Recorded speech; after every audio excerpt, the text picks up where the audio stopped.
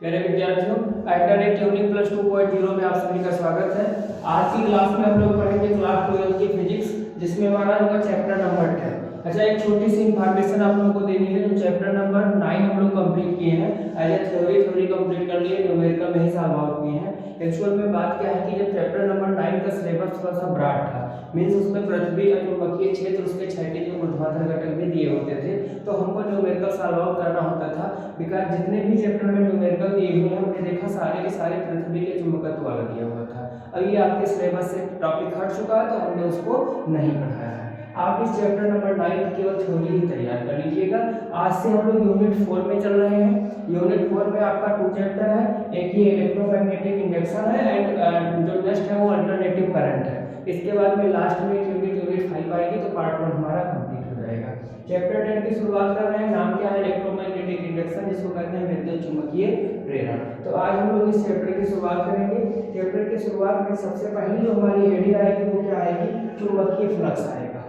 क्या आएगा भाई? चुंबकीय फ्लक्स आएगा।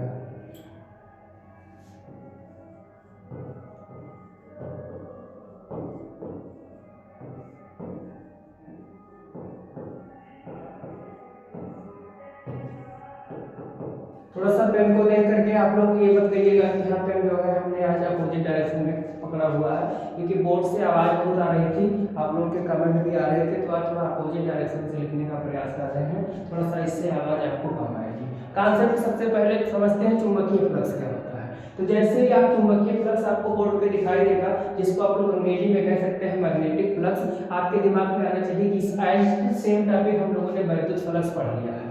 वैद्युत फ्लक्स में हम लोग क्या पढ़े थे कि किसी बंद पृष्ठ या किसी पृष्ठ से होकर के गुजरने वाली बल रेखाओं की संख्या को हम लोग क्या कहते थे? उस पृष्ठ से जुड़ा हुआ या बद्ध वैद्युत फ्लक्स कहते थे। यहाँ पे जब हम बात करेंगे तो ध्यान से देखिएगा, यहाँ थोड़ा सा आपको कंफ्यूजन क्रिएट करने वाली बात है, बट उसको क्लियर करते हुए चलेंगे। यहाँ पे बात क्या होगी कि हम वैद्युत बल रेखाओं की संख्या की माप को नहीं कहेंगे चुंबकीय फ्लक्स, बट यहाँ पे एक टॉपिक आएगा जिसको कहते हैं फ्लक्स रेखा। क्या कहते हैं? फ्लक्स रेखा कहते हैं। तो सबसे पहले इस टॉपिक को हम लोग क्लियर करते हुए चलेंगे कि फ्लक्स रेखा क्या होती है। अंग्रेजी में इसको कहेंगे फ्लक्स लाइन, और हिंदी में इसको क्या कहेंगे? फ्लक्स रेखा कहेंगे।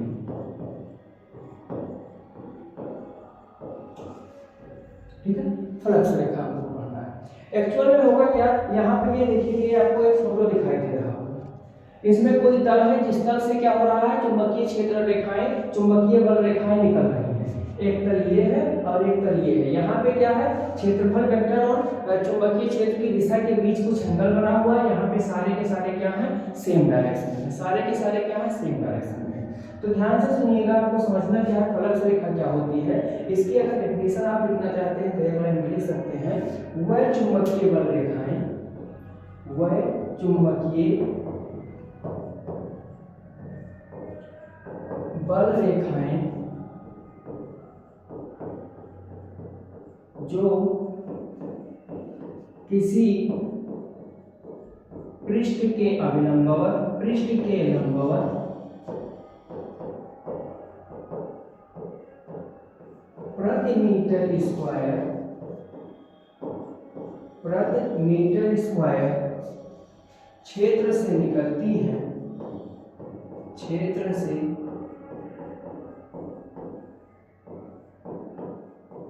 निकलती हैं, उन्हें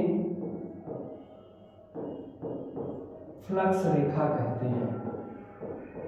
फ्लक्स रेखा कहते हैं। तो ये डाउट आपका क्लियर होना चाहिए कि फ्लक्स रेखा किसे कहते हैं। फ्लक्स रेखा क्या होगा? ये एक प्रकार की, ध्यान से सुनिएगा हमारी बात, ये एक प्रकार की चुंबकीय बल रेखा या चुंबकीय क्षेत्र रेखा ही है। चुंबकीय बल रेखा या चुंबकीय क्षेत्र रेखा ही है। बस इसके साथ में टर्म और कंडीशन क्या लग जाती है कि ये उस पृष्ठ के लंबवत होगी और प्रति मीटर स्क्वायर क्षेत्रफल से निकलती है, तो उन्हें क्या कहेंगे? फ्लक्स रेखा कहेंगे। इस चीज को आपको ध्यान रखना है कि फ्लक्स रेखा क्या होगी भाई? फ्लक्स रेखा क्या होगी? एक प्रकार की चुंबकीय बल रेखा या चुंबकीय क्षेत्र रेखा ही होती है। बस ये जिस पृष्ठ से निकल रही होती है, पृष्ठ के लंबवत होती है, और उसके एकांक क्षेत्रफल से, प्रति मीटर स्क्वायर को आप एकांक क्षेत्रफल भी कह सकते हैं।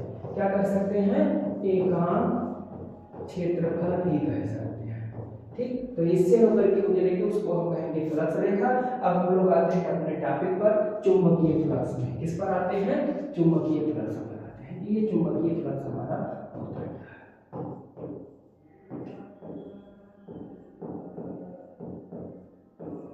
अंग्रेजी में इसको क्या कहेंगे? तो अंग्रेजी में कहेंगे मैग्नेटिक फ्लक्स।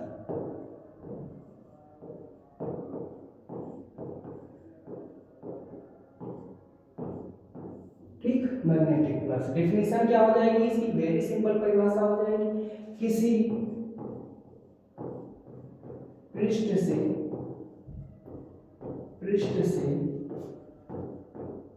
होकर गुजरने वाली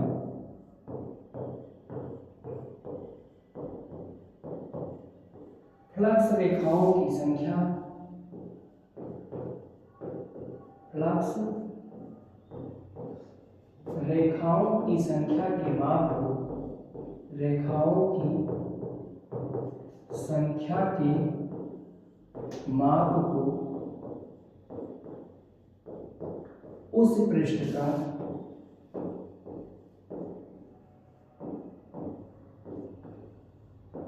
चुंबकीय फ्लक्स कहते हैं। चुंबकीय फ्लक्स कहते हैं।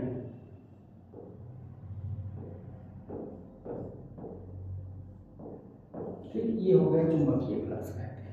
इसको डिनोट किससे करते हैं? जैसे हम लोगों ने विद्युत फ्लक्स पढ़ा था, तो विद्युत फ्लक्स को फाई बी से डिनोट किया गया था। ठीक इसी प्रकार इसको भी फाई से ही डिनोट करेंगे, बट यहाँ सफिक्स में बी लगा देंगे। वहाँ ई इलेक्ट्रिक फील्ड इंटेंसिटी को रिप्रेजेंट कर रहा था, तो बी यहाँ किसको रिप्रेजेंट करेगा? मैग्नेटिक फील्ड इंटेंसिटी को। इसे फाई बी से प्रदर्शित करते हैं।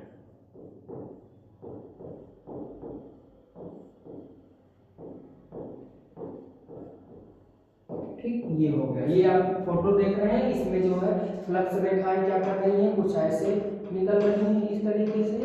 अब इसमें क्षेत्र के समानांतर, ये जो क्षेत्र की दिशा है और मैग्नेटिक फील्ड की दिशा, यानी क्षेत्रफल वेक्टर की दिशा और मैग्नेटिक फील्ड की जो डायरेक्शन है वो सेम है। वहां दोनों के बीच का कोण क्या है? थीटा है। एक लाइन में हम लोग लिखेंगे, क्या लिखेंगे? यदि क्षेत्रफल वेक्टर ए, क्षेत्रफल वेक्टर ए व चुंबकीय क्षेत्र वेक्टर बी के बीच का कोण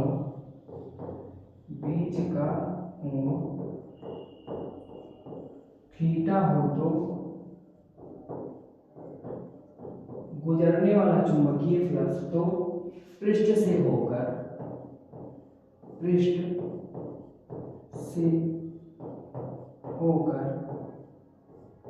गुजरने वाला चुंबकीय flux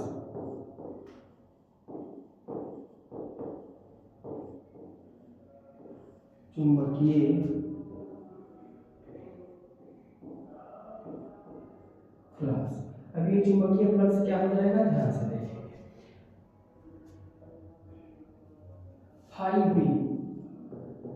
phi B equal to होता है वेक्टर बी डॉट में वेक्टर ए होता है। इसको हम अगर और अच्छे ढंग से सॉल्व करेंगे तो इसको लिख सकते हैं बी ए cos थीटा। क्या लिख सकते हैं? बी ए cos थीटा लिख सकते हैं। क्या लिख सकते हैं? बी ए cos थीटा लिख सकते हैं। तो ये हो जाएगा, हमको चुंबकीय फ्लक्स का एक क्या मिला? एक्सप्रेशन मिल गया, एक व्यंजक मिल गया। अब यहाँ से हम कुछ और लिख सकते हैं। क्या लिख सकते हैं? कि यदि ए व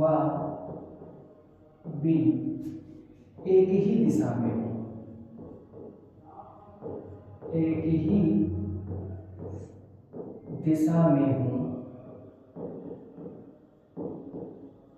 तो यदि एक ही दिशा में हो जाएंगे तो थीटा इज इक्वल टू हो जाएगा 0 डिग्री।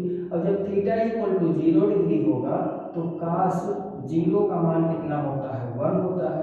इस तरीके से हमको फाई बी क्या मिल जाएगा भाई, जो हमारा फाई बी है वो हमको क्या मिल जाएगा, फाई बी इक्वल टू मिल जाएगा B A. Phi B equal to क्या मिल जाएगा, बी ए मिल जाएगा। ठीक है, फाई बी इक्वल टू मिल जाएगा बी ए। तो अगर दोनों एक ही दिशा में होंगे तो phi B equal to B A मिल जाएगा। अब जरा निकालते हैं हम लोग इसका मात्रक। क्या निकालेंगे, इसका मात्रक निकालेंगे, फाई बी का मात्रक।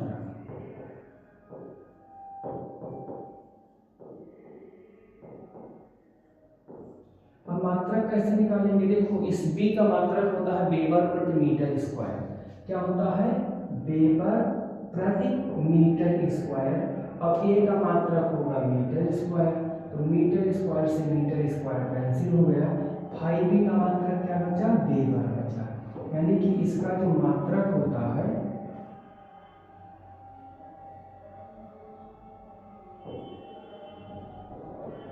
का मात्रक इज इक्वल टू होता है वेबर। ठीक है, इसका जो मात्रक होता है वो क्या होता है, वेबर होता है। फाई बी का मात्रक क्या होता है, वेबर होता है। एक चीज और, इसका एक मात्रक होता है मैक्सवेल। इसका एक मात्रक क्या होता है, मैक्सवेल होता है। तो ध्यान दीजिएगा, जो हमारा एक वेबर होता है, एक वेबर बराबर होता है 10⁸ मैक्सवेल। इस रिलेशन को आप लोग याद रखिएगा, कभी कभार बहुविकल्पीय में जो एमसीक्यू आता है आप लोगों में, उस एमसीक्यू में आप लोगों से पूछा जा सकता है।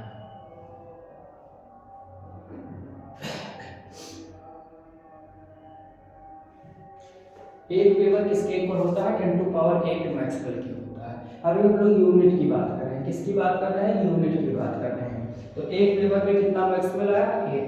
अब हमें फाई बी की बीमा लिखनी है। क्या लिखनी है, फाई बी की बीमा। बीमा कैसे लिखेंगे, अब बीमा फाई बी की जो बीमा होगी वही किसकी बीमा होगी भाई, बी की बीमा। अब या ऐसे लिखेंगे, पहले इसका मात्रक हम लोग क्लियर कर रहे हैं, उसी हिसाब से लिखेंगे। ये होगा क्या, बी ए की बीमा होगा। ध्यान से सुनिएगा, किसकी बीमा हो जाएगा, बी ए की बीमा। अब ये जो बी ए होता है इसके हम लोग कई सारे मात्रक पढ़ चुके हैं, वेबर तो पढ़े ही पढ़े हैं। बी का एक मात्रक टेस्ला भी होता है, बी का एक मात्रक क्या होता है, टेस्ला भी होता है। तो इसी हिसाब से हम लोग देखेंगे, बी का एक मात्रक होता है न्यूटन प्रति एम्पियर मीटर। ध्यान से देखिएगा, बी का जो मात्रक होता है वो क्या होता है, न्यूटन प्रति एम्पियर मीटर। अब ए का जो मात्रक हुआ वो क्या हो जाएगा, मीटर स्क्वायर हो जाएगा। इससे इसका स्क्वायर कैंसिल, ये क्या हो गया, न्यूटन मीटर अपान में एम्पियर। अब इसके हिसाब से हम लोग आसानी से बीमा लिख सकते हैं। कैसे लिख सकते हैं, ध्यान से देखिएगा। न्यूटन की बीमा हो जाएगी M L T minus 2, metre की बीमा हो जाएगी एल, और एम्पियर की बीमा ए होती है, तो ये हो जाएगी ए। सबको लेकर के जाएंगे जब हम ऊपर, तो ओवरऑल फाई ई की जो बीमा है, फाई बी की बीमा, ये क्या हो जाएगी भाई, देखना यल का यल में मल्टीप्लाई होगा तो ये हो जाएगा M L two T minus 2, A ऊपर जाएगा तो हो जाएगा ए माइनस 1। क्या हो जाएगा, ए माइनस 1, यही इसकी बीमा हो जाएगी। फाई बी की बीमा क्या हो जाएगी, M L two T minus 2 A minus 1, M L two T minus 2 A minus 1 हो जाएगी। तो ये हो गया फाई बी की बीमा। क्या हो गया, फाई बी की बीमा हो गया। तो इस तरीके से हम लोगों ने सीखा कि ये जो हमारा फाई बी होता था,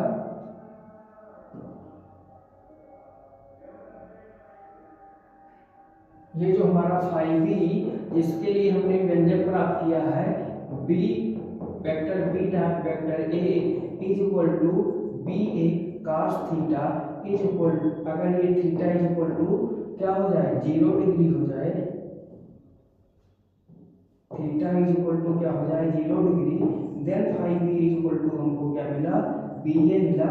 ये चीजें हमने सीखी थी। इसके आधार पर हमने इसकी यूनिट सीखी, इसकी बीमा सीखी। नेक्स्ट टॉपिक क्या आता है? विद्युत चुंबकीय प्रेरण। नेक्स्ट टॉपिक आता है विद्युत चुंबकीय प्रेरण, इलेक्ट्रोमैग्नेटिक इंडक्शन, जो कि चैप्टर का भी नाम है। विद्युत चुंबकीय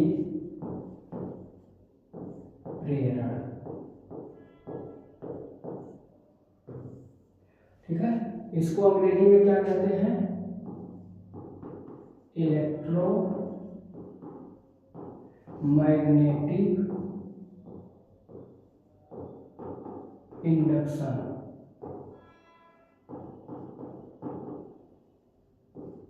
इलेक्ट्रोमैग्नेटिक इंडक्शन कहते हैं।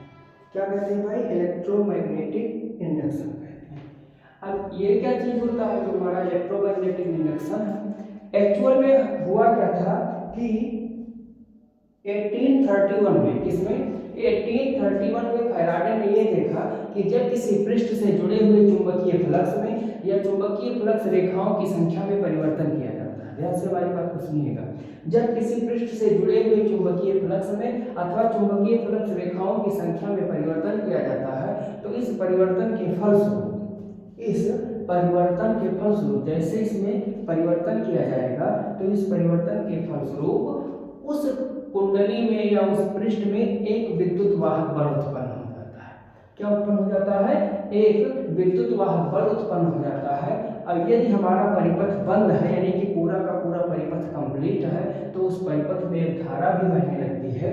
इस घटना को ही विद्युत चुंबकीय प्रेरण कहते हैं।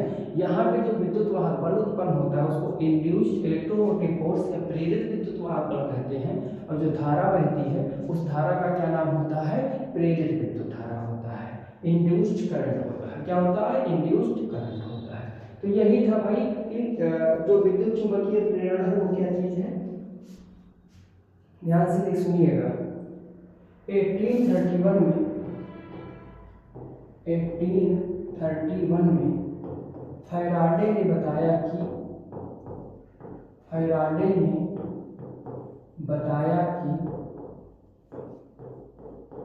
क्या बताया? जो अभी हमने आपको बताया है कि जब किसी परिपथ से होकर गुजरने वाली चुंबकीय बल रेखाओं की संख्या अथवा चुंबकीय फ्लक्स में परिवर्तन होता है। फैराडे ने बताया कि जब किसी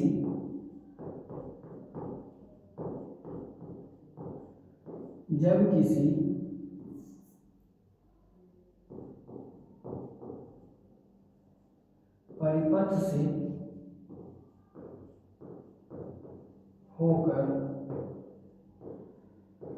गुजरने वाली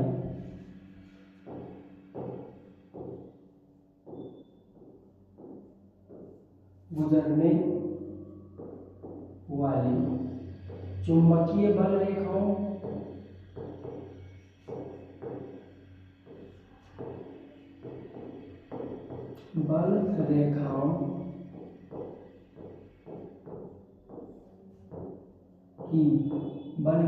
की संख्या अथवा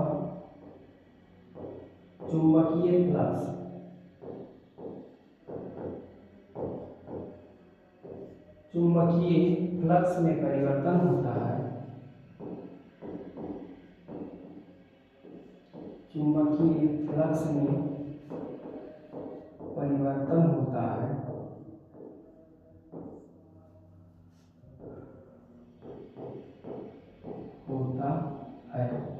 तो उसमें एक विद्युत वाहक बल उत्पन्न होता है। एक विद्युत वाहक बल उत्पन्न हो जाता है। विद्युत वाहक बल उत्पन्न हो जाता है।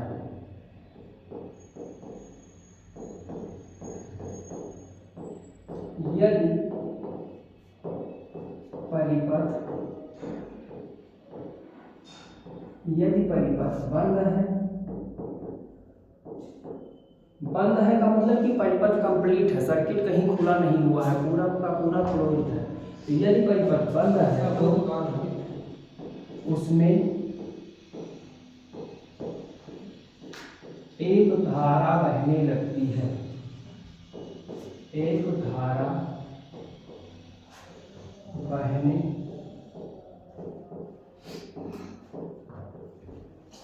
लगती है। अब जरा इसका नामकरण कर लेते हैं। नामकरण में क्या करना है भाई कि इस प्रकार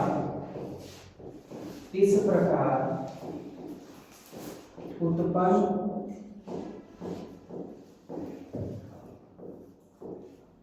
बल तथा धारा को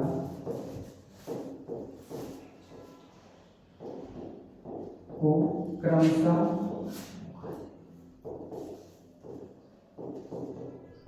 प्रेरित विद्युत वाहक बल, प्रेरित विद्युत वाहक बल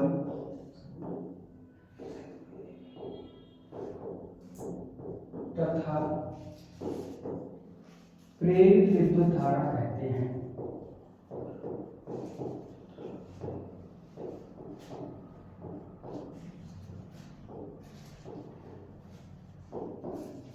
प्रेरित विद्युत धारा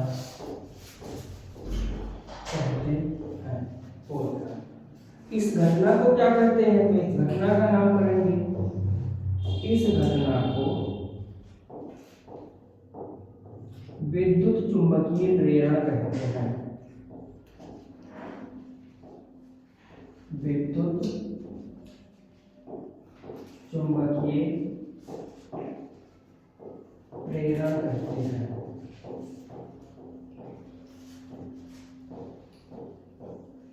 ध्यान से समझेंगे क्या होगा भाई। चुंबकीय बल रेखा या फिर इसमें चुंबकीय फ्लक्स में या फिर इसमें चुंबकीय फ्लक्स में क्या किया जाए?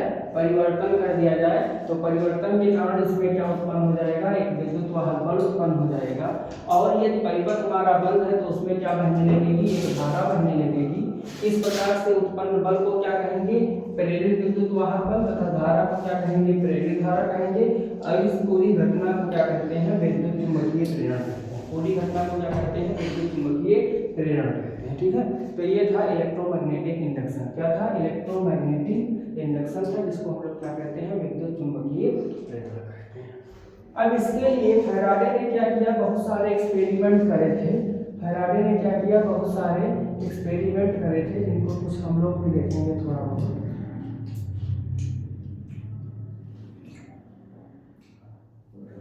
इन्होंने क्या किया कि कोई कुंडली थी जिसमें धारा प्रवाहित हो रही थी, कोई कुंडली थी और जिसमें क्या प्रवाहित हो रही थी? धारा प्रवाहित हो रही थी। अब इस कुंडली के चारों ओर इन्होंने क्या किया? मैग्नेट लेकर के गई, ऐसे ये देखिए मैग्नेट लेने के बाद में इन्होंने देखा क्या? ये देखिए बीच में जो ये वाला साइन बना हुआ है, इस साइन पर आप लोग फोकस करिएगा थोड़ा सा। इन्होंने देखा क्या कि इस परिपथ में जैसे कि कोई विद्युत वाहक बल तो लगा ही हुआ था और उस विद्युत वाहक बल के कारण बीच में एक और कोई इंड्यूस्ड इलेक्ट्रोमोटिव फोर्स यानी दूसरा विद्युत वाहक बल भी उत्पन्न हो रहा है। तो इन्हीं सारे प्रयोगों के आधार पर उन्होंने ये निर्धारित किया कि हाँ, जब हम उसके फ्लक्स रेखाओं की संख्या में या उससे बस चुंबकीय फ्लक्स में परिवर्तन करेंगे तो इस परिवर्तन के फलस्वरूप क्या होगा भाई? इस परिवर्तन के फलस्वरूप उस परिपथ में एक प्रेरित विद्युत वाहक बल उत्पन्न हो जाएगा। अब हम लोग जब इससे आगे चलेंगे तो इससे आगे हमको क्या मिलेगा? लेंज का नियम मिलेगा। कौन सा नियम मिलेगा भाई? लेंज का।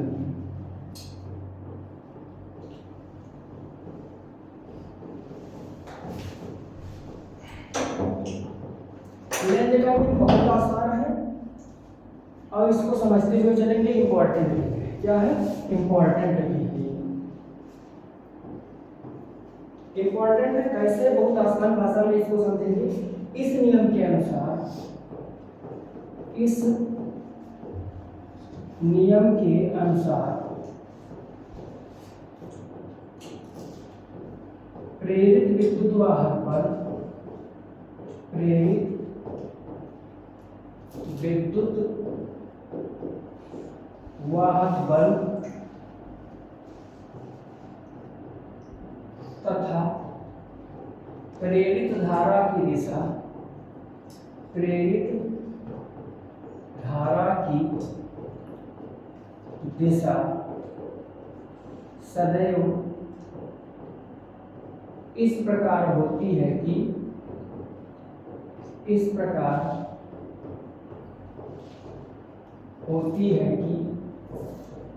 प्रेरित विद्युत वाहक बल तथा प्रेरित धारा की दिशा सदैव इस प्रकार होती है कि ये उस कारण का विरोध करती है, यह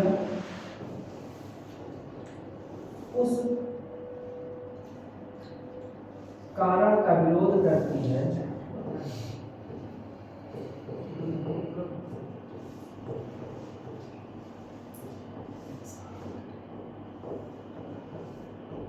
जिससे उत्पन्न हो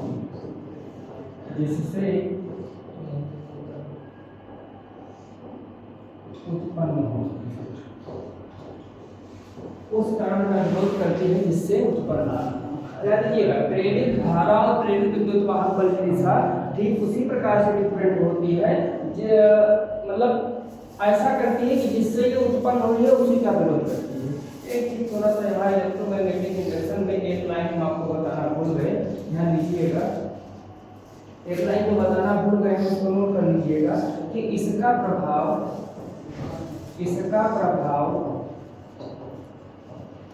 फ्लक्स परिवर्तन तक ही रहता है। मीन्स जैसे हम परिवर्तन करना बंद कर देंगे, प्रेरित विद्युत धारा, प्रेरित विद्युत वाहक बल, विद्युत चुंबकीय प्रेरण अपने आप में क्या हो जाएंगे, फिनिश हो जाएंगे, इंतकाल हो जाएंगे। तो इस लाइन का मतलब आपको समझ। अब लेंज का नियम क्या कहता है कि ये जिससे उत्पन्न होंगे उसी कारण का विरोध करेंगे। मतलब जब प्रेरित विद्युत वाहक बल और प्रेरित धारा उत्पन्न हो जाएगी तो ये चाहेगी क्या कि इसके फ्लक्स में परिवर्तन ना हो।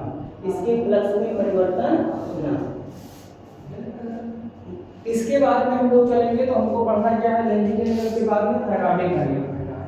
क्या पढ़ना है? फैराडे का विद्युत चुंबकीय प्रेरण संबंधी नियम। फैराडे का विद्युत चुंबकीय प्रेरण संबंधी नियम।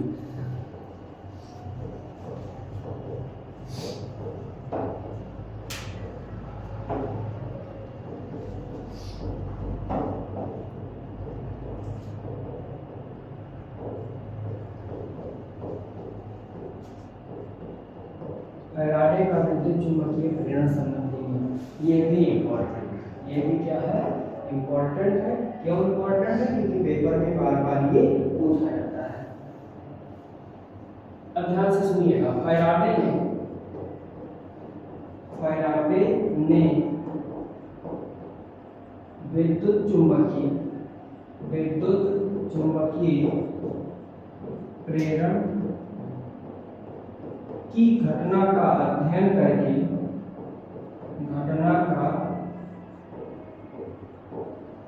अध्ययन करके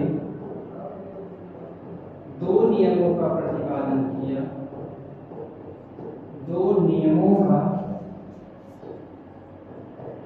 प्रतिपादन किया।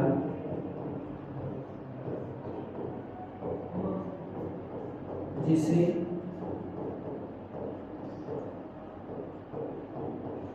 फैराडे के विद्युत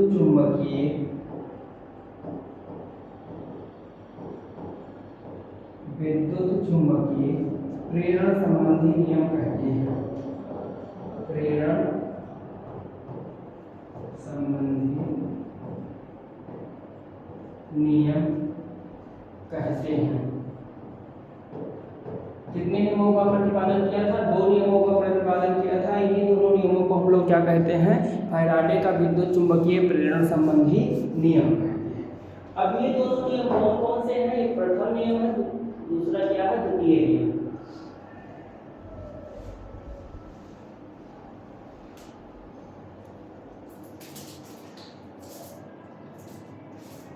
चलिए देखते हैं ये नियम क्या है। सबसे पहले देखेंगे प्रथम नियम। कौन सा नियम देखेंगे? प्रथम नियम।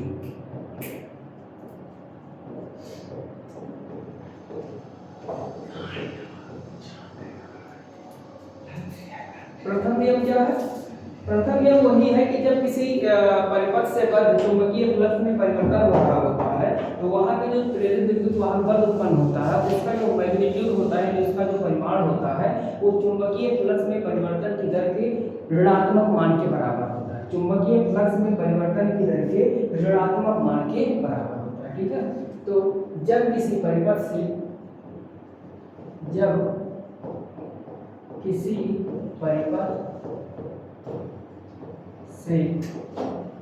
बद्ध चुंबकीय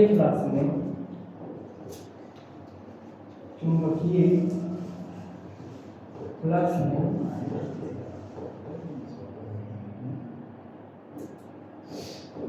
परिवर्तन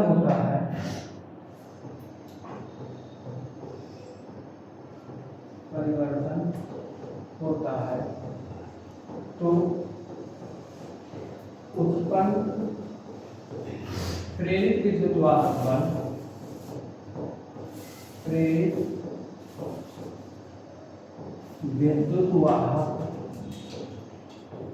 बल का परिमाण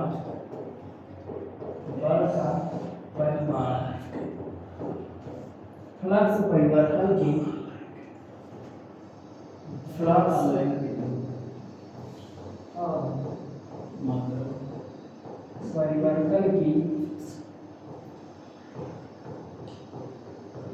ऋणात्मक दर के बराबर होता है। परिवर्तन की ऋणात्मक दर के बराबर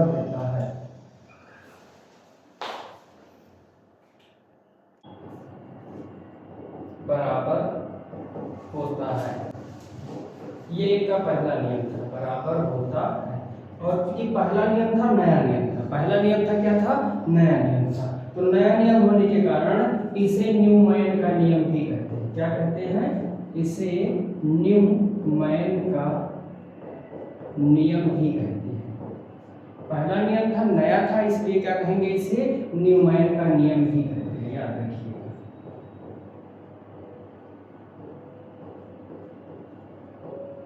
अब जरा इसमें थोड़ा सा देख लेते हैं कहानी। कहानी यह है कि यदि डेल्टा टी समय अंतराल में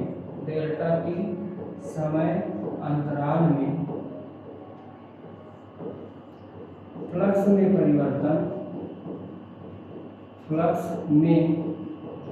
परिवर्तन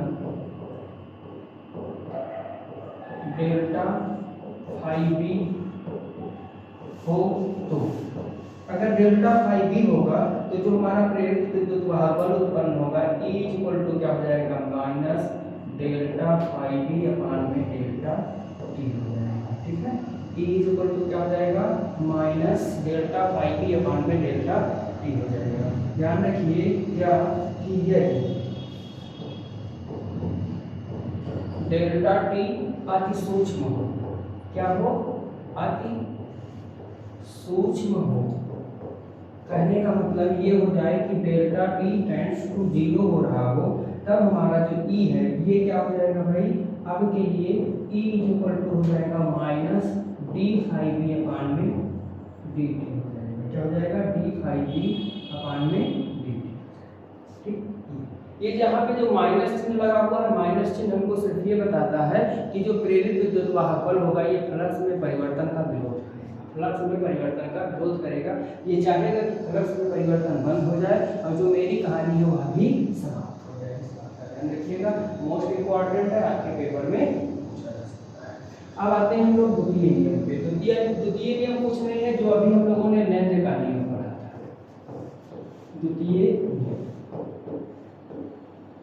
नियम कुछ नहीं है, ध्यान से देखिएगा। ऐसे आपको लिख लेना है द्वितीय नियम, और लिखने के बाद में एक स्टेप पीछे आना है, जो हमने लेंज का नियम लिखा है। बस लेंज का नियम न लिख करके सिर्फ इसमें लिख देना है कि इस नियम के अनुसार प्रेरित विद्युत वाहक बल तथा प्रेरित धारा की दिशा सदैव इस प्रकार होती है कि यह उस कारण का विरोध करती है जिससे उत्पन्न होती है। तो यही है फैराडे का द्वितीय नियम। अब इस लाइन को लिखने के बाद में नीचे आपको क्या लिख देना है? इसे ही लेंज का नियम ही कहते हैं। तो आप लोग इसको यहाँ से कंप्लीट कर लीजिएगा। क्या कर लीजिएगा? लेंज के नियम से कंप्लीट कर लीजिएगा इसमें लिखेंगे क्या कि इस नियम के अनुसार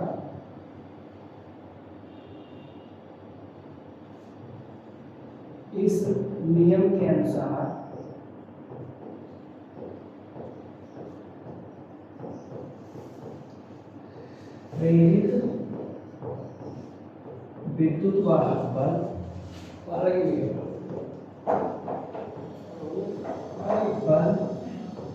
अथवा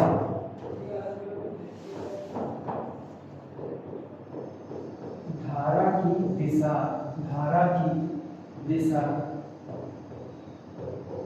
सदैव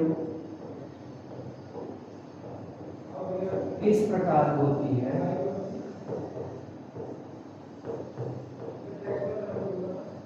कि यह उसी कारण का विरोध करती है, उसी कारण का विरोध करती है